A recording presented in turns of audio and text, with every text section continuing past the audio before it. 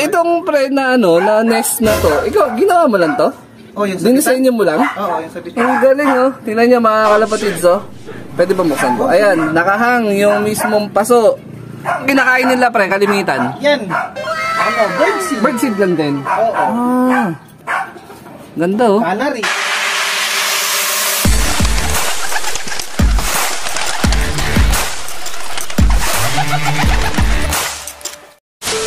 Ayan mga kalapatids, nandito tayo sa tropa natin, kapitbahay na bago nag-iibon.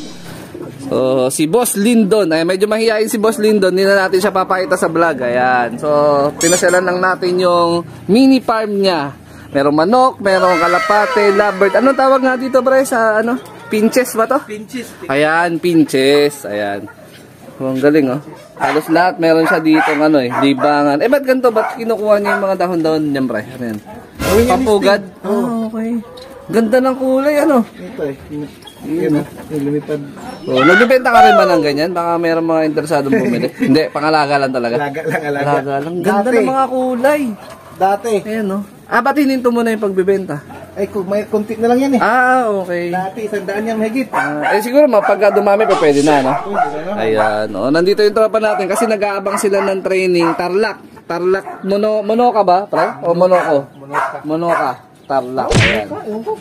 Basta sa Tarlac, parang mga 70 to 90 kilometers na yung training nila. Kaya, ay, 100 mahigit na ba? Ha, yun. Ilan yung kinarga mo dun, pre? 4. Ayan, ang ganda ng ano ng motive nung loop ni ni paring Lindon kasi nga yung ibabaw pliers loop lang na pahalang no. Tapos sabay sa ilalim, pwedeng breeding section ng kalapate pero pwede rin sa mga manok, no? Ayun no, grabe. Ikaw lang gumawa nito, pre? Ako lang. Grabe, tibay oh. Anong sukat nito, pre? Nitong haba? 2x4. 2x4. Tapos yung itaas 22 inches. Mga ganun, no? Yan no, simple lang. So, anong nangyari? Ba't ganito? Ba't magkahiwalay pa? Ano, hiwalay yung hen tsaka kak? Ay, hiwalay. Ah, okay. Oh, ganda oh. Ganda ng landing bird nung loop niya. Pero pagka umulan, hindi naman sila masyadong nababasa. Hindi naman. Sakto lang ano. Ayun oh. Ito, mga hen. Tapos sabay kabila yung kak. Lahat palipad mo na to? Parundahin? O hindi? 10 yan sila. Eh parang, ito, ikaw na to, breed mo na to, pre. Oh, breed ko na yan. Asan yung magulang nito? Ito. Ah, yan. Baba. Ah, dito sa ilalim. Anong bloodline nito, pre? Nung, Ay, ano? hindi ko alam. Hindi mo na, ano. Pero galing sa tropa mo, nagkakalapati talaga to, no? Oo. Ayan, newbie pansir pa lang kasi yung tropa natin. Medyo hindi siya familiar pa sa mga bloodline, hindi niya inuusisa. Pero magaganda yung mga, performance ng ibon ng tropa natin. Ayan. Itong blue bar, pre. Hindi ko rin alam. Basta hindi na rin. Pero yung pinanggalingan ng ibon mo, san sila specific nanggaling? Yung seaman mo rin na tropa? Oo, Cavite. Ah, Cavite. Naglalaro rin talaga siya? No, naglalaro. Mag-asawa, naglalaro. Ayo, talaga? Babae lalaki ng asawa, naglalaro na. Baka na-vlog na rin ng mga kalapatids natin yun. Oo. Ito naman pre, alam mo na ang bloodline nito, hindi rin? Hindi rin. Basta ito lahat galing sa kanya, no? Oo, 3 tarik. Oo. Eh, ba't biglang naisipan mo magkalapati pre? Pero parang tingin ko, manok lang yung talaga inalagaan mo eh. Nangalapati din dati. Ah, nangalapati ka rin talaga dati? Ah, okay. Hindi na rin na ayun, sa mukha ng palapati. Itong pre na na nest na to, ikaw, ginawa mo lang to? Oh, yung dinisenyo mo lang? Oo, yung sabitan. Ang galing oh. Tingnan niyo mga kalapatids oh. Pwede ba buksan ko? Ayan, nakahang yung mismong paso. Para nakahook lang. Anong klaseng bakal yung ginamit nito pre? Scrap lang o binibili rin to? Scrap lang yung binili ko. Scrap lang. Tapos binilog mo na lang, tapos winelding mo. Ah, okay. Pwede pala yung gano'n no. Parang mayroon tong itlog ba ito pre? Itlog. Anong pang south mo na to? Itong breed na to? South na yan. South na. May sing-sing ka na? Ito. Ito. Ayan, no? Bagong member din ng ng BFRC. Noong nakaraan, nagpa-member siya sa SJ. So, yun yung lalaroan mo ngayon, no? Summer, no? Tapos ngayon, meron na rin siyang sing-sing ng BF. Ito, mas malayo lipad natin dito, pre. Maasin to, eh. Sana. Oh, 4 lang mo na kinuha mo. Oh, 8? Ang dami pala, no? Grabe. O yan, no? Meron din siyang pusa dito. Tsaka, ito, may nakaiwalay pa ng breeder dito. Multibit yung pagdating ng isa. So dito siya naglulop. Oo. Okay, hinakahiwalay na.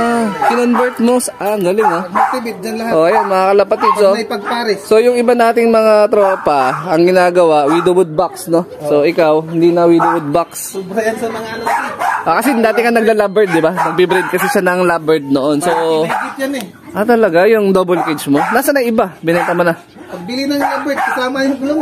Binilibre mo na. Grabe, lahat naka-convert sa parang widowwood box na style, yung pinaka double cage. Ayan. Pero hindi ka naman pre, napupusa dito. Kasi ako may insidente, wala naman. Wala naman. Pag pumasok kasi pusa, ang ingay yan dalawa. Yung aso mo dito, no? Sa bagay, ngayon nga, ayaw huminto eh. So, ito pa, meron dun. Ito pa, pre. Pinches din to, pre. Oo, society finch. Society. Yan ang magyayaya. Ihaya lang. Parang hawigan siya ng pre, ng maya. Oo. No? Pagka ganito, masakit ba ito manuka? O nahawakan din? Nahawakan din. Pero masakit manuka, parang lovebird. Hindi maliit. Hindi naman, konti lang, parang kurot-kurot lang, no? Yan dito ka mag-video. Yan Ayun, Ano yan? Owl finch, star finch, gold yan. Yung gantong klaseng ba, pre? Tail, ibon, mahirap alagaan? O lang, parang pakain lang, tubig lang, tapos pagdating sa paglilimlim ng ibon ng anak nila, kailangan babantayan pa? Sa ngayon ganyan, madali na lang siyang alagaan kasi nakakoloni. Colony na ang tawag sa ganito. Kasi sama-sama na sila. Ang nakakoloni, kumbaga pagpakain ka, isahan lang. Ayun, medyo kakaiba yung kulay nun, pre. Owl finch yan. Ako yan siya ay gold yan. Ayan. Yung iba-ibang kulay ng tinawag na rainbow, gold yan siya. Gold? Yan yung lumipad. Nag-iisa lang yung ganyan ng kulay mo? Dalawa, isang pares yan. Okay. Pati, yan, 30 to 50. Sa katagalan mong mag-alaga, malalaman mo yung babae at lalaki. Kasi sa behavior, sa kulay, sa tuka, yan.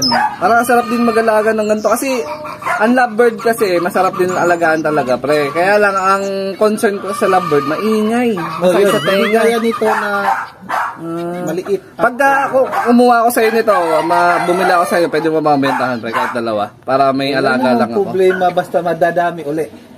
Sige, basta ako bibili ako sa'yo ng isang pares, ha? Kung may sisiw yata yung gold yan ngayon. Pagka ganun, magkano yung yung para may idea lang ako, para makapagano na ako, pre. Ayun, bet ko to, pre, yung ganyan, Kahit alagaan ko, kahit isang pares lang. Tingnan ko lang. Yun. May sisiw. May sisiw yata. May sisiw. Sino yan? Teka muna. Sige. Pagka ganyan, hindi naman sila maselan. Wala. Wala. Hindi sila maselan na pre, na pagka kinalkal mo yung itlog, yung nagtatampo, hindi na nililimlim. Wala namang ganon. Hindi naman. Nakakoloni kasi to sila. Sa ngayon, hindi. Nakakoloni kasi sila.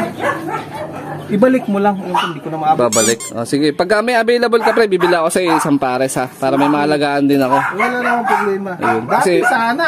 Kasi ang ganda ng kulay. Korsonada ko yung kulay. Tapos lang sila, tahimik. Hindi sila kagaya ng lovebird na maingay. Anong kinakain nila, pre? Kalimitan? Yan. Birdseed. Birdseed lang din? Oo. Ganda, Canary. Itong parang yung, yan ba yun? Canary ba yun? Ano yan? Cattlebone yan. Okay. Ano yung canary? Yan. Ito. Parang palay na maliit. Pagka ganyan, binibigyan din ng vitamins to, pre? Hindi na? Sabay ko yan sa lahat, sa kalapati, sa manok. Isa na lang. Kaya ang vitamins ko sa kanya, halo lang sa tubig ko, pati sa patunga. Tubig lang, hindi naman sila maselan, Pag nagkakasakit, ano yung mga specific na sakit? Kasi yung kalapati, nagkakaroon naman eye cold, pre. Ganon din sila? Ganon din. Okay. Mamamaga din yung mata. Oo.